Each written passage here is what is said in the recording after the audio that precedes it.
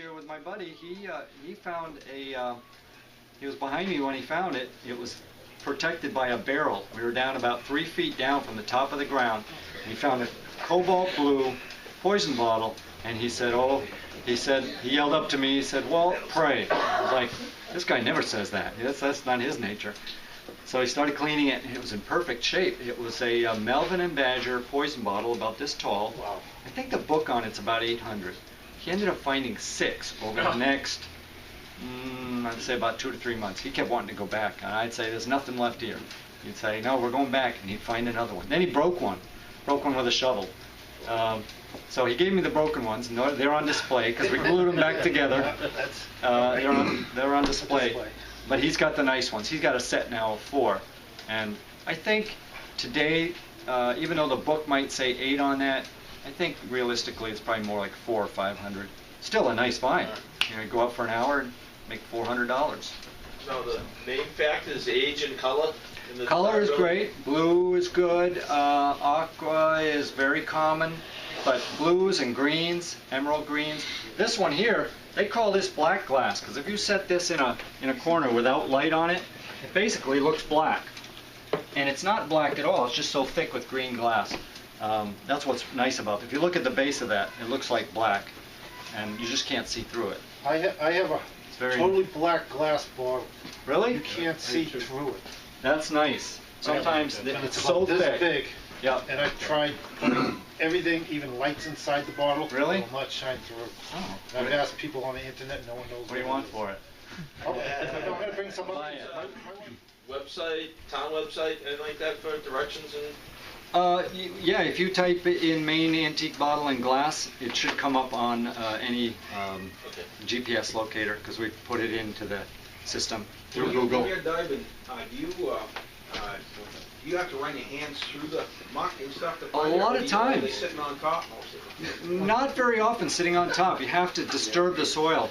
In fact, we're getting to the point, and I was learning that this just isn't working. Stuff isn't just sitting there, and it's probably because over the last 100 years, you know, kids snorkel, adults snorkel, everybody swims. They can go down 10 feet and see something and pick it up. So one of my last times in Hiram, underneath that bridge in Hiram, I don't mind telling you that because probably not a lot of you are going to run out and get certified tomorrow. And How deep is it? it's 8 feet. I can go down 8 feet. Yeah, but you got to stay down. I can hold it for 2 minutes. I'll tell you what I figured out. I'm not sure 2 minutes is enough because by the time you get in, well, I don't want to discourage you, but I don't want you to drown either. I don't care. Really? I've lived enough. I don't. That's how I feel sometimes when I'm stuck in the bottom. There's a bottle there. I want that bottle. I've been in the bottom of a well before and said, the guy who's supposed to help me has just left. And I thought he was watching over. Anyhow, underneath that bridge, you go down about 10, 15 feet offshore. It's really simple. Anywhere on the Saco is simple.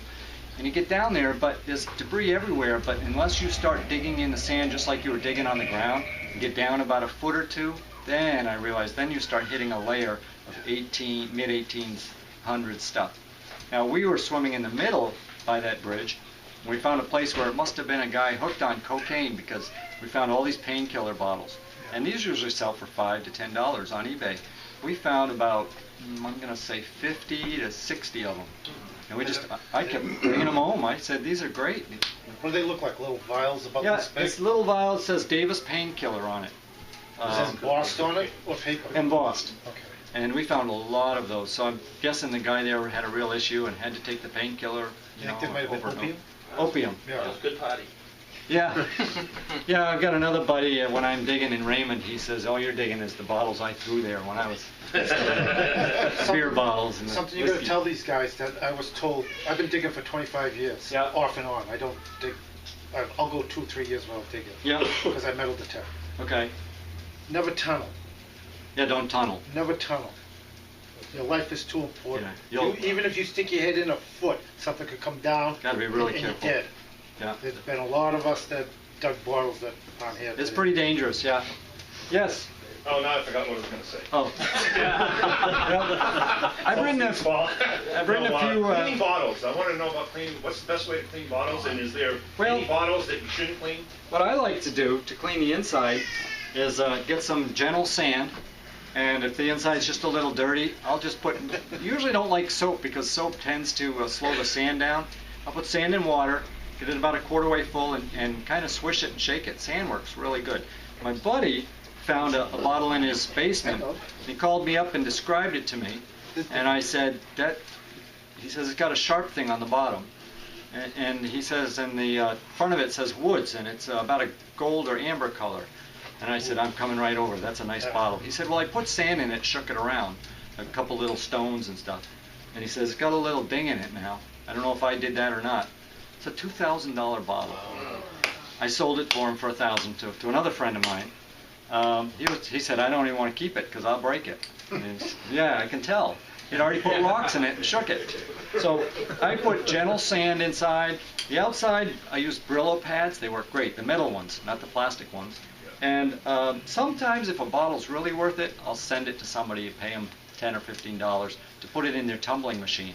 And it has to sit in copper pellets for about 3 to 4 days and spin. Yeah, but it'll come out pristine. You know, you call it sick. When a bottle can't be cleaned, like that, I'd say that's sick. You see how the bottom is about, has a little bit of a haze to it, but this part you probably wouldn't get off. It's right in the glass.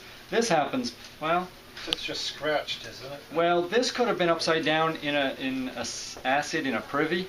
Sometimes the privy, the lime that they put there, will eat the glass and just etch into it. Sometimes salt water would do that, but that wouldn't be salt, because you'd think that would be messed up too. What was in that bottle? This looks like it. This is Florida water. I don't know. That's a good bottle. They called it Florida water. This was probably sitting upside down. I don't know, maybe in a privy, because this is acid etched. I don't think that would clean. And it's not worth tumbling, so that would sell probably for about $2 to $3. $2 in my... I have a rummage shop at the museum. I put stuff like that. You know, if somebody... Rummage shop? I have a rummage shop. Every bottle in there is between $1 and $3. My wife says I'm giving them away, and she wants to up the rate a little. So that's, you know, that'll help. Yes. You ever worry about finding anything in these old bottles that might be dangerous? Yes. Or That's a good point. Sometimes you open a bottle and it smells bad, and we'll cover it back up. Just this last fall, this was kind of a scary thing for me. When we were in the Saco River, it was that dive with my son-in-law. I saw a bottle down there, and it was so clear. It was very interesting. And as I moved it around, it looked like, I don't know, I couldn't quite get a fix on what was going on. So I lifted it this way, and then I saw all these beautiful bubbles going up to the top. And I thought, man, isn't that pretty? And I read it. I forget what it said on it, but a little later I got to the surface, and I started trying to breathe, and I was having a hard time breathing. But what it was some kind of gasoline or turpentine mixture that was so potent, it really was spreading around, and I was like, we got to get away from whatever this is. I put the bottle back down. But evidently, back years ago, they didn't mind taking a bottle full of gasoline or whatever the mixture was, and they'd bury it. So I've been told by a doctor that some of those could carry medicines that you want to stay away from. Yeah. So if a bottle is full, I won't open it, unless it's something like a powder, talcum powder, or something safe. But it is, you have to be careful. I have a couple medicine bottles that are still sealed. They're 120 years old. I dug them up. One of them says Bridgeton, Maine. That's the doctor's name. And you can still smell the camphor type smell coming through the cork. But you do have to be careful. I wouldn't go, you know, I learned from that one diving that smell took a long time. I mean, I was smelling it for just hours after that. Couldn't get the smell out of my sinuses. So you do have to be careful. Don't just open a bottle and pour it out. These are pretty common. You've probably seen these. Every antique shop wants to get, you know, $5 because it's blue. Did you give me $5 for all the ones I got? But I could dig 10 of these a day if I went out every day. These are machine made. Now there is a handmade version which is worth maybe $5. But the one like this are just pretty in the window. The value is probably closer to 50 cents, 25 cents. So. Did you ever cut yourself digging bottles? Oh, cut You wear myself. gloves. I have cut myself a few times, yeah. I try to wear gloves, and I try not to spear my hands into the glass anymore. Now I tend to, you know, carefully touch it. Even if you touch sharp glass at a slow speed, you know, that's what I do. I go up gently against it. So it's got some hazards, but I've survived and I've learned a lot. And I see there's bottles here. I hope you guys don't mind if I walk around, look at them. Do glass diggers have a victory dance? The glass diggers? Oh yeah. Why? Now, Because I know I do when I find a good ring. You do? A good ring. So you guys dig rings and things like that? we did get anything, bottles, glass, Bottles, glass. You should have a look at some of the things people brought. Well, I'll Nails. finish by saying thank you for inviting me. I hope I enlightened you a little bit. This is my book, Digger Down, where I wrote the 12 chapters of things I learned. 14. You can get that at your museum, right? Yes, I'm going to order some and put some at the museum. And then I have a book. This is called the White Pocket Book, which now there's a website. If you go to the whitepocketbook.com. And this is more about my mother's survival of World War II. And after writing this, I realized that writing is something I love to do. I write for the magazines a lot of times. But this was how she survived World War II as a little girl in Belgium. She lived 4 years in her basement, trying to survive the bombardments and the Nazi occupation. And the day before they were finally liberated was the day they were going to burn her village down. And she watched the soldiers put gas cans all around the town, the German soldiers. And they were finally tired of the rebellion going on in the town and the resistance, which she was a little part of, but her parents were a bigger part of. We found this out when she came to visit us about 3 years ago here in Naples. And she fell and broke her hip, and they said she's not going anywhere for a long time. And I thought, well, now I'm going to ask her what her life was like when she was a little girl. She didn't really want to talk about it at first, but then I started finding out things, and I said, Mom, there's a story in your life. And she kept saying, no, my life's not very interesting. And the more I found out about her, I found out that she knew Hitler's favorite general.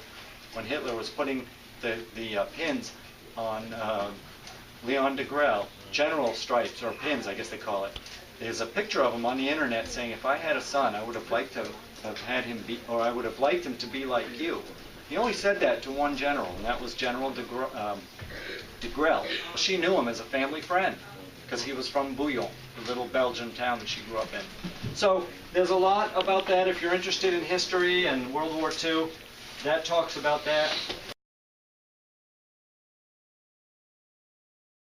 Someday it'll be a movie. Who knows?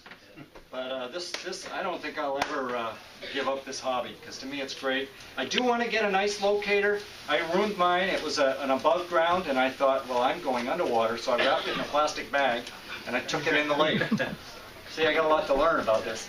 And as soon as it went underwater, it just kept beeping, and it never stopped. I think water got inside the mechanism. Walter, they make underwater pinpointers. And What I understand. I almost brought mine today. I wanted to show you. Really? Well, I still don't understand why you can't wrap one in a plastic bag and take it down. If Because you you get seal the it, water gets, you can't seal them. can't seal them. No. Yeah. This didn't last 30 seconds. Yeah. It's like I destroyed it. How old are you? How old am I? Seeing that you've 30. been doing this for 10 No, years? I'm 58. Okay. Yeah. So there's life for some of Oh us yeah. too. There's life after heart surgery. You know, I'm back to it. I hope to get back out. I mean, I had more tick bites this last year. And If you ever need help, get All in right. touch with some of us. I would like I'll to take get for free. I'd like to Just get a for the hold of fine. the group here, find out the name of the group so I can put it in my museum. Because a lot of people come in and say, do you know any metal locators? Do you know where I can locate? So I'd be happy to give them your guys' names, and be happy to show you guys around. So a lot of metal in there, a lot of artifacts that I don't even know what they are. I just put them on display. But I do know the glass.